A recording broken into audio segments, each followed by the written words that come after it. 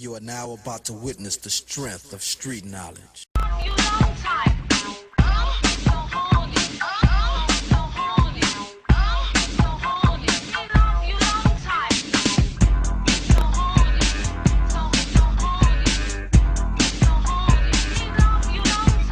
Seen by a federal judge just 4 days earlier.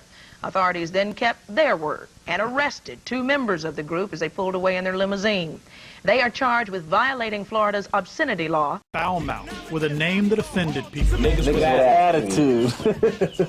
And we don't mean it in like the type of way, like the bigot type of way. We mean it as in as we talking to each other. I'm gonna be like, niggas, shut up or something like that. Straight out of Compton. I'm a Robbie in Compton and blast you with my yen. I'm a Robbie in Compton and blast you with my yen. I'm a Robbie in Compton and blast you with my yen. Caroline somewhere in the wrecking crew. Turning up the lights and dressing like women too. Say everybody on that road must be a joke. I put a lever to the chair, watch you folks smoke. Real gangsta. Don't nobody want to hear, but it's like this. The South got something to say.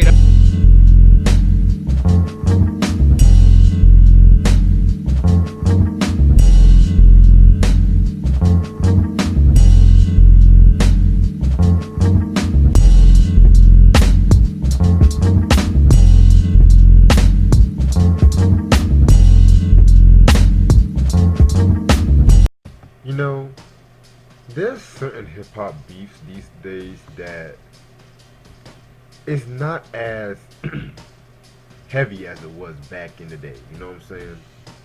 Take the Drake and Meek Mill beef, for instance. Meek Mill getting mad at Drake, because Drake didn't promote his album and stuff like that. Like, come the fuck on, man. Like, back in the days, like, beefs used to be either on wax, or if it was violent, it was violent, you know what I'm saying? That there's certain beefs that sometimes niggas won't even expect to reach like perpetual heights. And one of the beefs I'm going to talk about is the Dr. Dre versus Luke Campbell beef. Or what a lot of people like to say, the East versus the South, Death Row versus Luke Records, whatever you want to call it. Now, before I really get into this beef, I just have to say this. Out of all the episodes I've done this season, this one was really the hardest. The hardest one I really had to pin down, because I had to do a lot of fucking research just to get everything right. Because for one, like with certain beefs, this one I really cannot find how it started. I kid you not, I looked in Google. It just said, oh, Dre and Snoop, this Luke with Dre Day, and then Luke came out with Cows on Top. I was like, I know there's gotta be some more than that, and I had to do a lot of research. I even bought Uncle Luke's The Book of Luke book, which very good book so far and stuff like that. Like this, I was literally up all night. That's why it took me so many weeks and months just for me to finish this episode, but now I finally got this shit done. But before I get into that, I just want to say, how's everyone doing? My name is Reg, and that was my over dramatic intro, you know what I'm saying? And this episode of Beef is going to talk about the beef between Dr. Dre and Luke, aka Luther Campbell, Uncle Luke. Alright, so like I said before, this took me a long time. I'm so sorry for the delays this whole episode had to offer, you know what I'm saying? But better now than never. So with this beef episode, I decided to really dig deep into the history and stuff like that, you know what I'm saying? Really decided to dig deep into the history. So you know how I usually do. Before I actually talk about the beef, I'm just going to talk about the history, because whether people want to see it or not, both Dr. Dre and both Luke have very similar careers and stuff like that. Both of them came from very controversial hip-hop groups that stretched the boundaries between gangster rap and freedom of speech. Both of them have been caught up in some of the heaviest controversies in hip-hop history. Both of them have made an impact in the West and the South. Both of them have also just put out some of the most illest prodigies. You know what I'm saying? It's just like a lot of similarities, but as much similarities as these two have, there's so many differences as well too. So what I'm really going to start in this section of the video, I'm going to talk about both N.W.A. and 2 Live Crew first of all. So here it is. Now, N.W.A.'s influence and impact in hip-hop history has been retold plenty of ways, but let me just reiterate, they were really the ones that really put the whole gangster rap image up to the forefront in the hip-hop media. Back when hip-hop at the time was being dominated by, you know, the whole Run DMC, and of course, you know, you had the Juice Crew at the time, pretty much, you know, the whole East Coast, and then the West Coast, you know, started happening, and you had people like Ice-T, and you had people like also, you know, low profile, and then also here comes N.W.A., who was just more in your face with it. And so, you know, N.W.A. of course formed in '86, you know, Eazy-E, Dr. Dre, Ice Cube, MC Ren, and DJ Yella. You know, Eazy-E decided to invest his drug money and formed Ruthless Record along with Jerry Heller. And so what had happened was, you know, Jerry Heller, you know, he pretty much put N.W.A. out there, you know, got them performing in gigs and clubs and whatnot. And so with that being said, many people, you guys should also know that both Dr. Dre and DJ Yella was part of the World Class Wrecking Crew, which I'm going to get into that in a minute, so hold on to that. And so the thing about N.W.A. that was so influential was just the fact how they were just so uncompromising, they were just so groundbreaking, they were just so gangster. Like, the image in hip-hop was so heavy, they were just so vulgar and whatnot, you know what I'm saying? You know, and then it was kind of a quote Ice Cube said, and I quote, "We were taking a word that had been derogatory to black people for years and decided to use it instead of allowing ourselves to be abused by it. When we started out doing music, it was an underground thing. We never thought it would be on the radio or on TV. We thought that we were just making music for our homies. We thought we'd be hood stars. That's a guy on our block would play it and tell his friend he'd dig it, and the word would get around that day. That was far as we ever saw our careers going," unquote. And, you know, with them, you of course calling themselves the niggas with attitude. You know, plenty of, you know, black scholars and activists, they pretty much were shitting on N.W.A., saying, "Oh, how could you use the word nigga in that way," and whatnot, you know what I'm saying?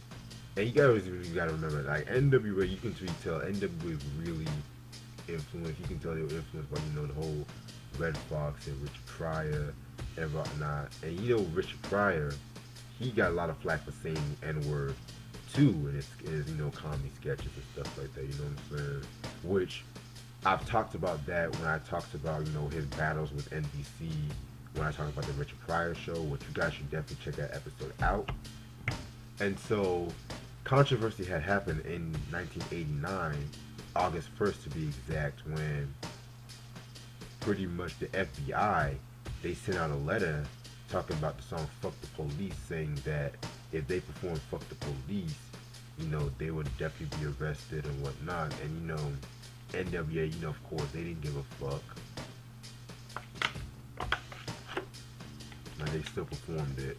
And they were just still capitalized on, you know, telling the stories about the inner city and, you know, just telling it out to the public. Because that's the thing about gangster rap, what a lot of people need to realize.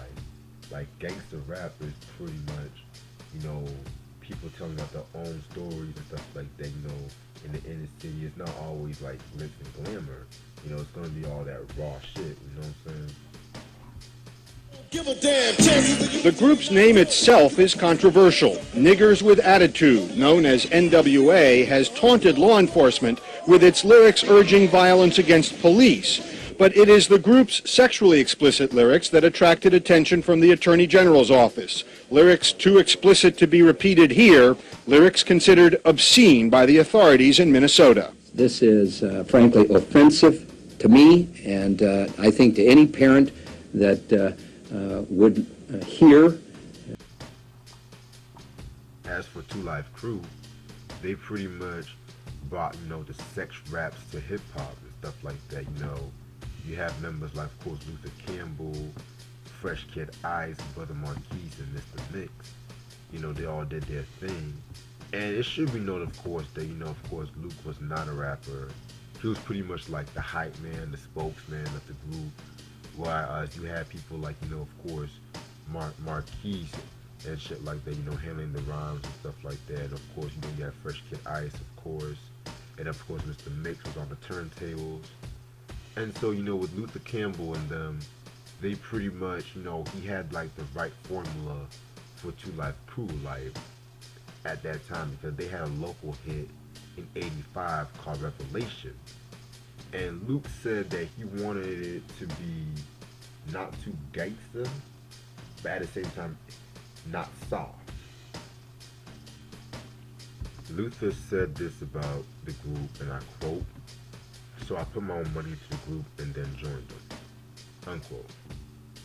While N.W.A. is more compared to Richard Pryor, I always felt like Two Live Crew was more like the Red Fox in a way. And Luke said, and I quote, "I saw them on Sanford and Son and realized they were also hardcore adult-themed comedians. So Two Live Crew was going to be funny and fun," unquote. And funny and fun they were, because at the time, you had songs like Throw the D, We Want Some Pussy, Me So Horny. You had songs like that really pushed the boundaries of hip-hop at that time. And one thing that really had Two Live Crew's music stood apart was just the Miami-based sound. And with Miami-based music, it had more emphasis on the bass and stuff like that, you know what I'm saying? And that was like very popular at that time and influenced like a lot of styles in Southern hip hop.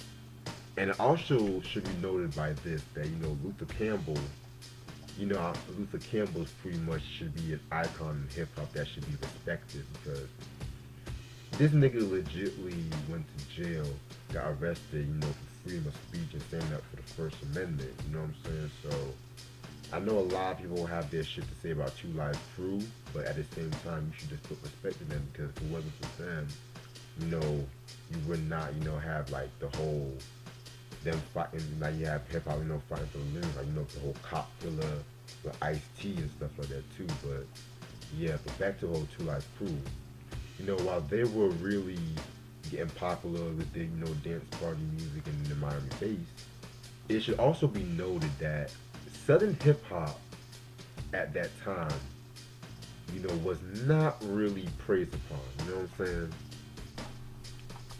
Southern hip hop really, before everybody tried to do the whole Southern sound, it really was shitted on, especially by a lot of East Coast MCs. And Two Live Crew was no victim towards it, because I remember, reading Uncle Luke's The Book of Luke, and he mentioned like a lot of times where you had groups such as, Run DMC and Kid and Play and Eric B. and Rakim, they used to boycott their shows and, shit on them every time they used to go on tour. One story in particular kind of surprised me when Two Live Crew was touring with Run DMC in Biloxi, Mississippi, and Luke had an issue with Run DMC's manager, because the manager were trying to like cut their set down, because Run DMC of course was taking over, and the manager was trying to cut their set down to 3 minutes. And if you read Luke's book, he said this about the incident, and I quote, "We don't like these motherfuckers. They're not hip hop. They're not from New York. Fuck them. We're not going out after them," unquote. The promoter tried to compromise. He had a contract with us, so he had to let us do something. He came to me, he said, "Look, y'all guys can go on, but you only have 3 minutes. 3 minutes? We got to do We Want Some Pussy, Throw the D, and all these other songs. How are we gonna do that in 3 fucking minutes? Well, man, I'm sorry, but that's the best I can do. Fuck that. They only want one song, I'll give them one song." I responded, unquote. Yeah, man. And so this is what they did. So they pretty much went on stage and they told the crowd, oh, well, they only gonna give us 3 minutes and whatnot. So, and this is probably one of the most gangster things I've ever heard. Mr. Mix got Run DMC's Peter Piper, and he mixed that for 3 minutes and stuff like that. You know, Run DMC, the manager, the whole crew were fucking pissed at 2 Live Crew for that. You know what I'm saying? And similarly than that, he also talks about an incident where that kind of happened to Eric B and Rakim when they were touring with them too, and shit, which I was kind of surprised about too. You know what I'm saying? It'd be Rakim and actually give us 3 minutes to do a show. So when you read this book, you'll read about me having a big fight with Run DMC. Yeah. And that's when I made this song, We Want Some P. Yeah. That was basically because they were acting like peas. And I made the song, I made that song in Gulfport, Mississippi. Yeah. And we was on stage in the middle of a concert, sold out at the arena, and we get ready to go to blows. Because those are the things that happen. But yeah, man, it was just like with 2 Live Crew and Luther Campbell, it's like they were fighting for censorship, they were fighting freedom of speech, they were fighting for the South and hip hop. It was like, and I've always felt like 2 Live Crew, when it comes to like their placement in hip hop history, they should really be ranked up there because they have to do a lot of risks, in my opinion. And so that came full head on circle when the As Nasty As They Want to Be album came out, and that album was pretty much, you know, controversy, of course. Well, all of the albums was controversy and whatnot, you know what I'm saying? Even going back to their first album when, in 1987, a record store clerk in Florida pretty much was charged for selling the group's album. He was charged, you know, for obscenity. And so, fast forward to like when they dropped the As Nasty As They Want to Be album, like even the whole album cover with the girls, you know, with the ass, like with the girl with the ass on front and shit like that. And so people had like a heart attack, you know, but you had a heart attack, you know, you had people of course getting arrested for selling the album. And even fast forward to 1990, where like the Broward County Sheriff's Office arrested 2 of the band members in a nightclub performance because, you know, they were performing some of the music on stage. And a little trivia too. I remember reading something about David Bowie when he was touring. I think it was the Sound of Vision tour in 1990. He actually said to the crowd that he actually got a copy of As Nasty As They Want to Be. You know, even though he's not like a fan of the music, he feels that freedom of speech was the attempted rights for freedom of speech was violated and stuff like that. So I found that kind of interesting. Like, you know, David Bowie just, again, one of the greatest and stuff like that. But other than that, so fast forward, you know, to like June of 1990, Jose Gonzalez, the U.S. District Judge, ruled against 2 Live Crew. And this was the first time in U.S. history a federal judge declared a musical recording obscene. And so this really, you know, this really, you know, put the South in the map. You know what I'm saying? Because it was just like, you know, this album was just so controversial. Everyone just had an issue with it. And so 3 days after the ruling, you know, 2 Live Crew was yet again arrested after a nightclub performance, and they was charged with obscenity for the act. And so the cops was there, and you know, they were really doing everything to try to bring them down. And so in a quote by Luther Campbell, he said, and I quote, "I told the guys to be prepared to go to jail for this. I knew the police were there." Unquote. Was convicted of obscenity on Wednesday for selling a 2 Live Crew album after a federal judge in Florida had ruled it obscene. Freeman says he was found guilty because the all-white jury couldn't understand the music. Campbell agrees. And so while the trial was underway, it should be minded that the jury was 5 whites and 1 black woman. And so they acquitted 2 Live Crew And also, the 3-judge panel of the 11th U.S. Circuit Court of Appeals overturned Gonzalez and the U.S. Supreme Court in declining to hear the case, solidified the appellate ruling. Yeah, so this was history in the making, you know what I'm saying? Like, this was just, hip-hop really proven to be a force to be reckoned with. Hip-hop really saying this is just here as music, so the culture's here to stay. Like, and even though people might not like what people have to say, you also have to remember, like, the First Amendment is what you cannot really distract, you cannot really attack, you know what I'm saying?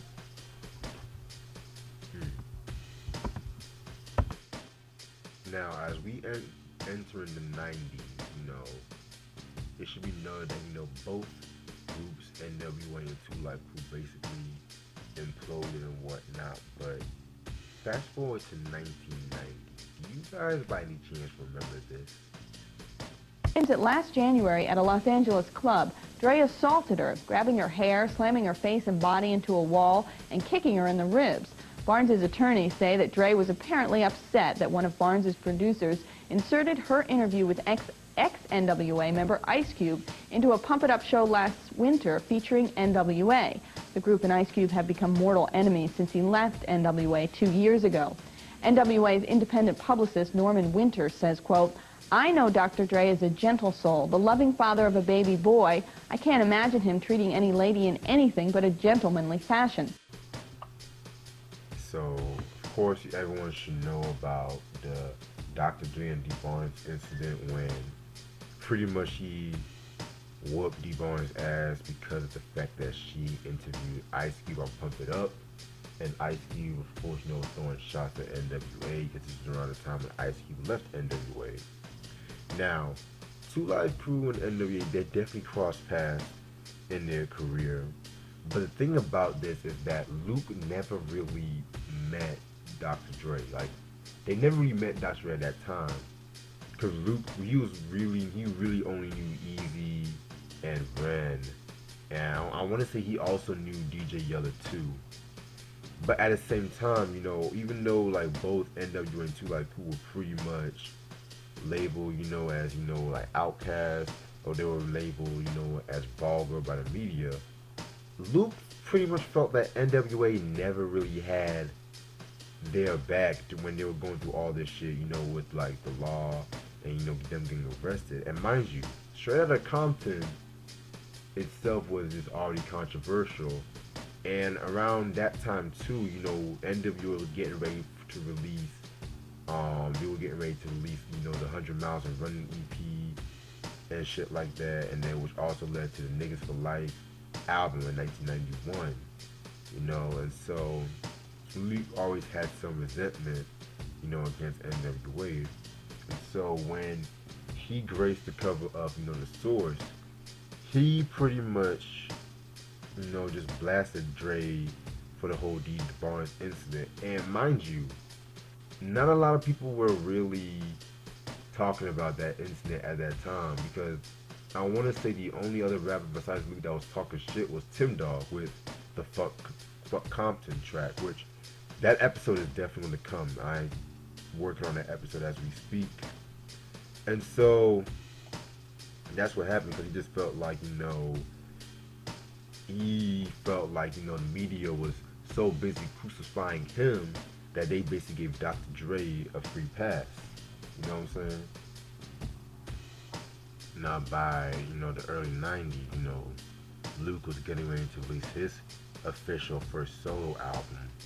And so around that time, he was working a lot with JT Money, which JT Money was part of the Poison Clan, very underrated MC from the South. If y'all don't know about JT Money, look at some of this shit up. And fast forward to 1992, February 11th to be exact, Luke dropped the I Got Shit on My Mind album. This album was dropped on Luke Records, which was under Atlantic Records, and this was actually the last Luke album through Atlantic Records through a distribution deal. The album peaked at number 52 on the Billboard 200 and number 20 on the top R&B hip hop charts. Pretty solid album, you know what I'm saying? You know, if you know about Luke's shit, you definitely know what you're gonna get into. And so there's something I really want to like just talk about. And so this is pretty much what a lot of people feel like the beef pretty much escalated, you know, after the whole Source issue. Cause they had a song called I Wanna Rock, which everyone knows that song. I Wanna Rock, that song and shit. And so if you listen to like the skit after the song, you had pretty much JT Money, you know, talking shit about N.W.A, calling them out by name, you know, like talking about Dre whooping D Barnes and shit. Now DJ Yella was just always in the background not saying shit, like. And then you had the song Faking Like Gangsters, where they were talking about, you know, studios, we pretty much talking about studio gangsters and stuff like that, you know, pretty much talking about studio gangsters. And the interesting thing about that track was the fact that, you know, when during the chorus they used samples from N.W.A.'s Niggas for Life album. And a lot of people thought that them using samples from Niggas for Life, you know, it was clarifying that they were talking about N.W.A.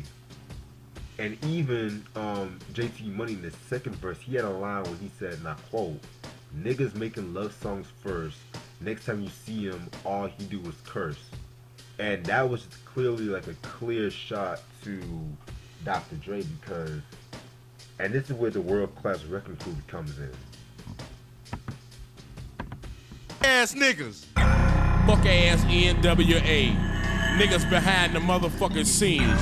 Puss ass Dre talking about it hard at a concert. Wanna swing on a nigga, but then he gonna go swing on Sister D. MC Ren hollering about what he gonna do to a nigga. His little lightweight black look like he wanna have a pipe in his hand all the time, ass. Yella stay in the background like a bitch. He just don't say nothing. He just gonna cook it clean and watch a nigga shitty draw. And either he talking about he the big boss and he used to sell dope with his little pooped up booty. He fucking y'all punks. The white man still collecting y'all money. Y'all ain't told your motherfucking fans that there's a whole list of y'all fuck niggas who getting it like that. Real niggas. Faking like gangsters. Real niggas. Faking like gangsters. Real niggas. Faking like gangsters. None of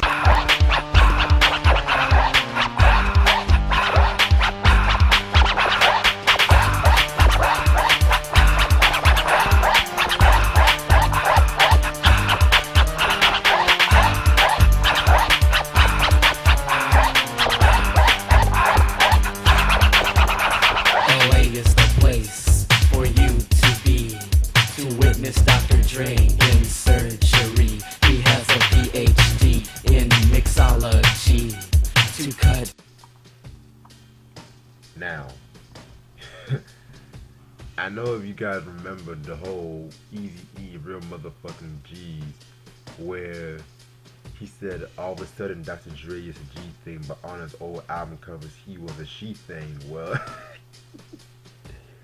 because you know pretty much Dre and Yella were part of the whole World Class Wrecking Crew with the whole shiny suits and stuff like that. And so a lot of cats, you know, they didn't really like, you know, N.W.A because they didn't like Dr. Dre because of that shit. And now all of a sudden, you know, he all of a sudden, you know, carving the whole gangster lifestyle and shit like that. And yeah, man, a lot of people were just, you know, quickly assuming that that was an N.W.A beat, diss track and stuff like that. Even though I've heard that, you know, Luke doesn't even consider Faking Like Gangsters like a true N.W.A diss and stuff like that, but, you know, that really didn't stop Dr. Dre because, you know, fast forward to months later, she dropped The Chronic, you know, in December of 1992. That album peaked at number 3 on the Billboard 200 and 3 times platinum by the Recording Industry Association of America. And, you know, everyone knows about The Chronic. Its influence on G-Funk, you know, putting Death Row Records on the map, introducing to world to a lot of legends, you know, with the Dog Pound, Lady of Rage, and of course Snoop Doggy Dogg, who, you know, that was of course, you know, the main star of the whole Chronic, you know. And with the track, everyone knows about Fuck With Dre Day, which everyone knows that track, you know what I'm saying? And that single was not released until like May 20th, 1993. And so, Fuck With Dre Day pretty much was a diss to Easy, Tim Dog, and of course, Uncle Luke. And so, you know, both Dre and Luke, they definitely had some lines at Luke where they just went after him and stuff like that. The line, "Cause I'm gonna rob you in Compton and blast you in Miami." I mean, we'll see what happens later on when I talk about this video and stuff like that. So yeah, Dre Day is definitely one of the quintessential, you know, diss tracks and stuff like that. You know, definitely a dope song. And that's like a diss track you can definitely play like at a party. It's just that fucking beat alone. But then a lot of people don't even know about the B-side, the puffing on blunts and sipping on Tangerade, where you know, that was like a little B-side where they were just throwing shots at everybody from Easy to Above the Law to Lynch Mob. And in the beginning, they threw shots. They said, "Oh, Luke, you know, you a punk ass bitch," and stuff like that. You know what I'm saying? If you guys have not heard that puffing on blunts, drinking on Tangerade song, listen to that shit. Corrupt pretty much put his best verse on wax on that fucking track, in my opinion. But a little thing, the music video for that track, it does not have like the Luke diss and stuff like that, because like I said, they talk about Luke in like the intro and stuff. And the video is dope, so I always love the video. It looked like they were out chilling and stuff like that, probably like in the car show and whatnot, you know what I'm saying? Homie Dre can't be touched. Luke's bending over, so Luke's getting stuck. Buster musta thought I was sleazy. I thought I was a mark, cause I used to hang with the fit.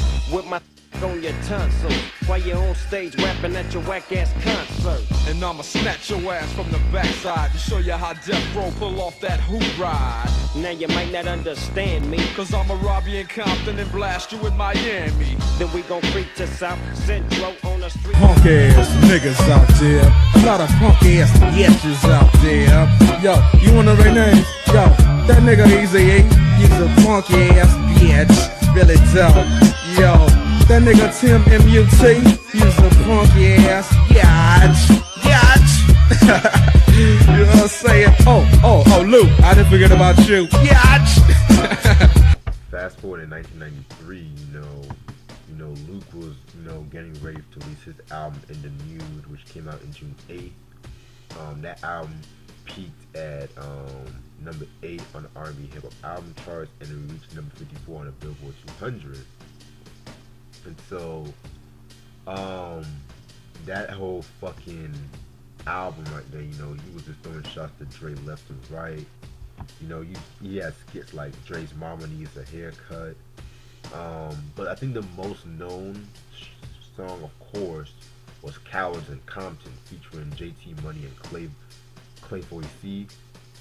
Oh man, that shit right there, Cowards in Compton. I feel like that one gets underrated. Even I slept on that track and stuff like that, you know what I'm saying? Because it was like more of like a harder diss track. The music video, they parodied Dre's Nothing But a G Thing. Yeah, they parodied Dre's Nothing But a G Thing video and stuff like that. And that diss track was definitely fire. Definitely went in on Death Row and stuff like that. Is it, to me, better than Dre Day? Not necessarily. However, I do feel like it's very underrated. Very underrated. Darryl Line somewhere in the wrecking crew, turning off the lights and dressing like women too. Say everybody on Death Row must be a joke. I put a lever to the chair, watch you folks smoke. Real gangsters don't want the folks down here. I guess your boy Snoopy Dogg must be a queer. Now who the hell you gonna blast in Miami? Step to me and I kill your whole family. And I do mean hold you think I'm playing, son. I got my Glock to your head, now where you gonna run? Before you just my homie Luke, you better think twice. I put a trigger pump and turn off your Dre mama got so much hair up on her armpit, she like she got buckwheat in her headlock. Oh, Lord.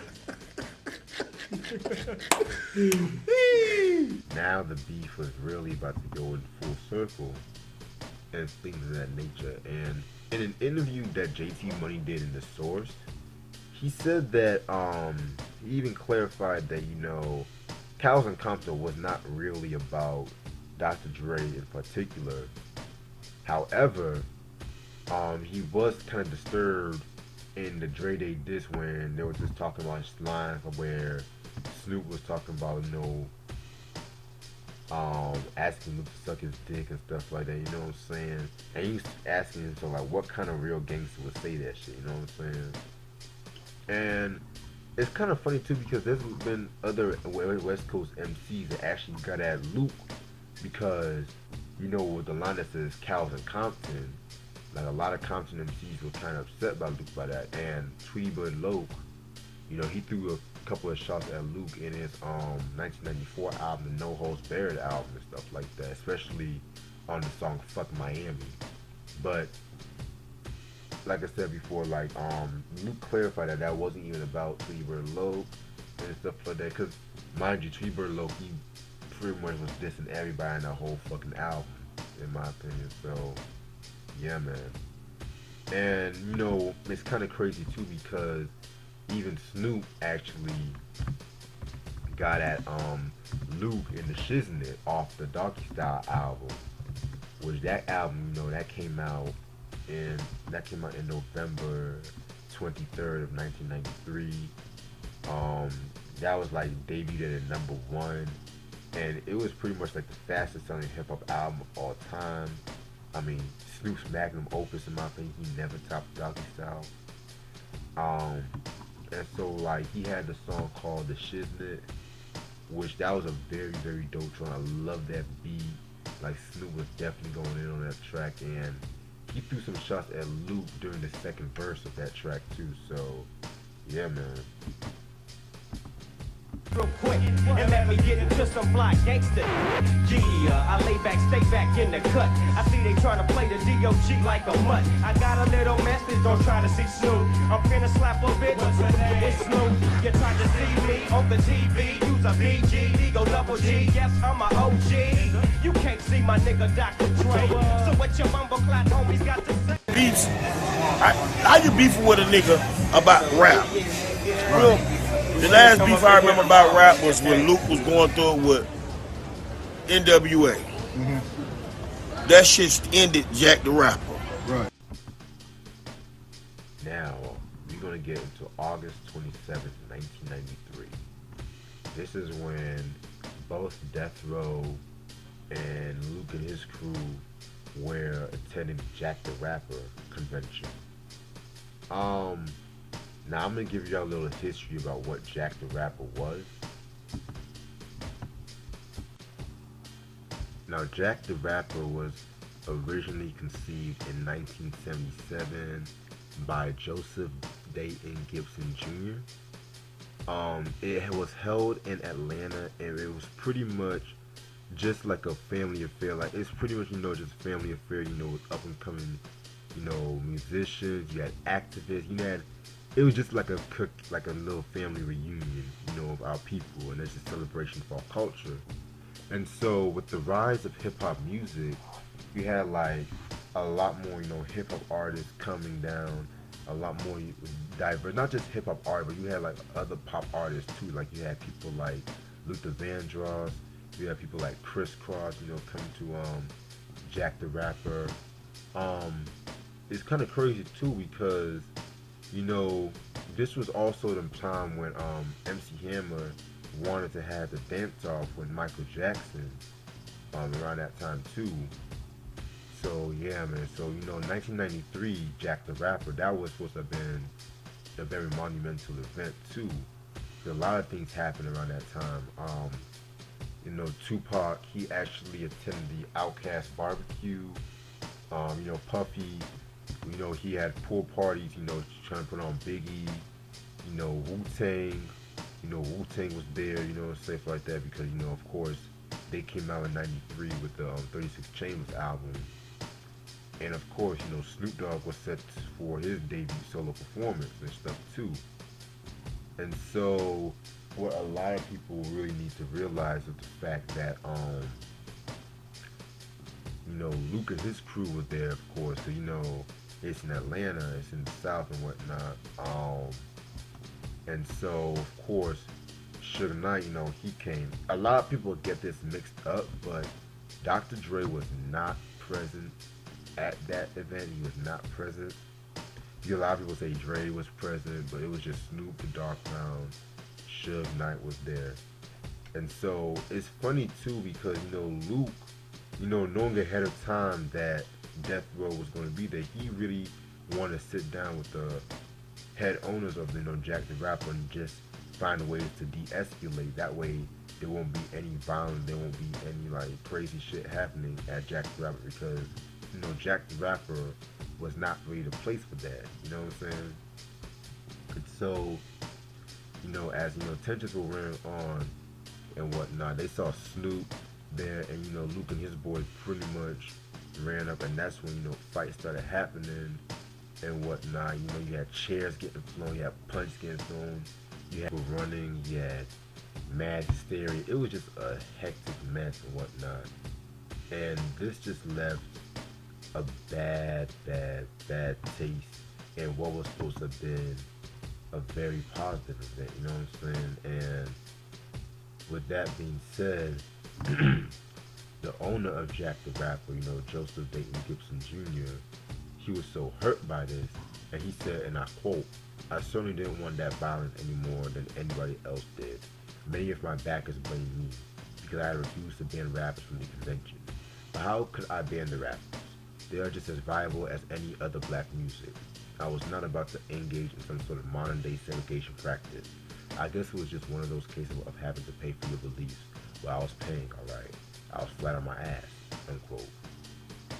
And so, Jack the Rapper, they relocated from Atlanta to Orlando, Florida to avoid any other, fights, to avoid any of that. But it just really was not the same. And Jack the Rapper eventually ended around that time. And Dayton pretty much was going through financial issues, and he pretty much died in 2000 of prostate cancer while he was flat broke. Sad. I'm always in the preventable stages of everything because I know, my friends. My friends ain't really nice guys, in my other life. So when they hear that I got a beef or that there's an issue, then my other life takes effect, and I can only do is slow it down. I can only say, hey, look here, just slow down. Which is something that I really,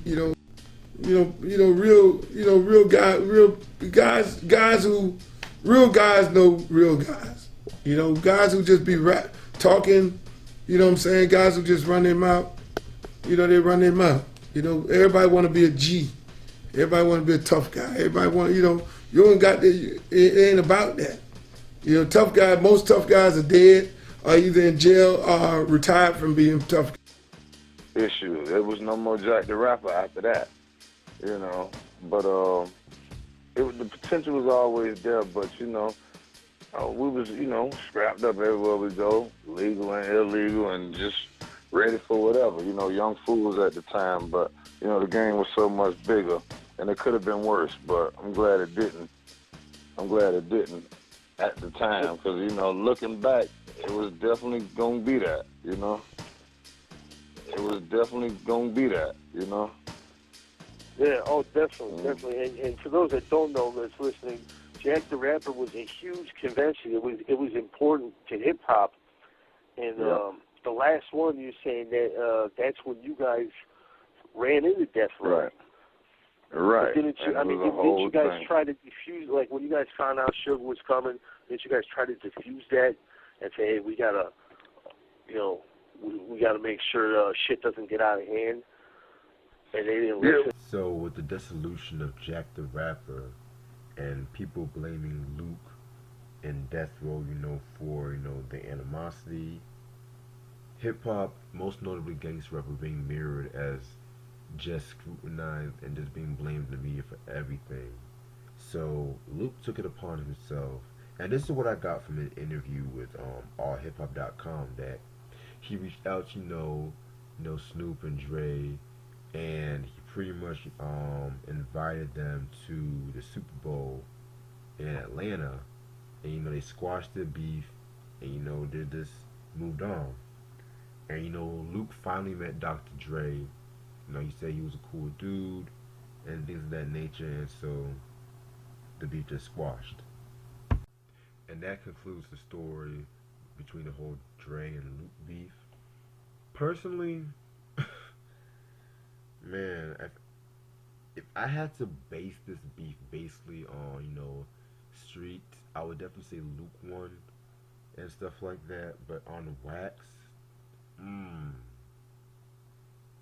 I have a hard time, because now I love Cowards and Compton, but I still love Dre Day and stuff like that too. But shit, damn, that's a hard one too. But the thing about what we can really learn from the beef, to be real with you, is just the fact that there's times when you just have to just talk out your issues. There's times when you can just clarify, ask people just to clarify to see what you were talking about with the song and whatnot. But at the end of the day, I'm finally glad I knew the whole story between this whole beef. Thank y'all so much for watching. Thank y'all so much for supporting this. I'm going to start working on the next season pretty soon. I'm definitely going to drop an episode sometime in the spring. Thank y'all so much, and have a good night. Peace.